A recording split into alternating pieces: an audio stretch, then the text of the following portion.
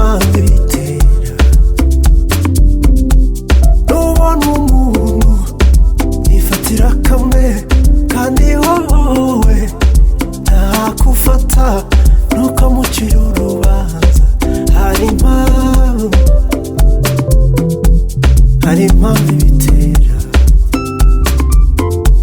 Nubona umwana abaye umukomedi, ubundi abaye umuhanzi, uwawe abaye pasita. Hari impamvu ibitera. Buri kintu gifite imvo n'imvano, buri kintu kigira injyana yacyo. Hari impamvu ntakiba nta mpamvu.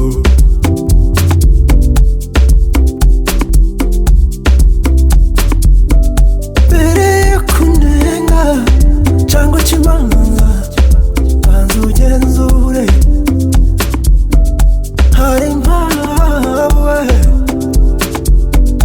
Hari impamvu ibitera. Nubona abana bashaka bakiri bato iwanyu, hari impamvu. Nubona abandi babyarira mu ngo, hari impamvu ibitera.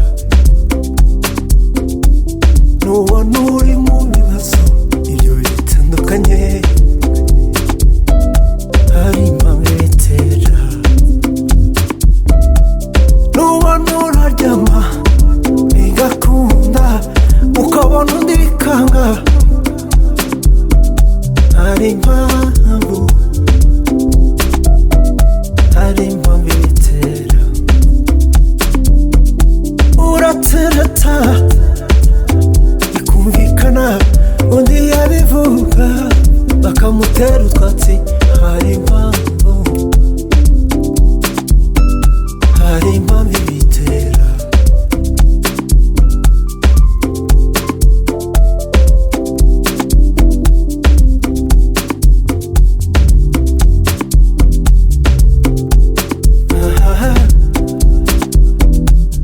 Inshuti zaragusize iterambere, hari impamvu.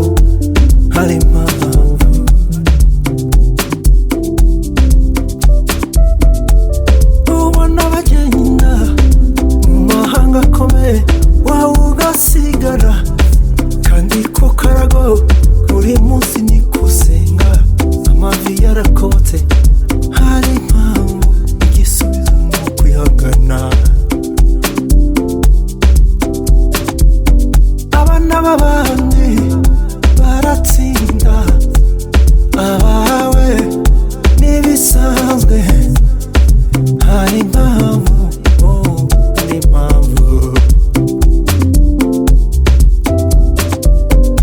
kuba narasigaye ninjye nyine. Hari impamvu kuba barara amajoro ukira ugaca ari hanze, wowe ugasinzira. Hari impamvu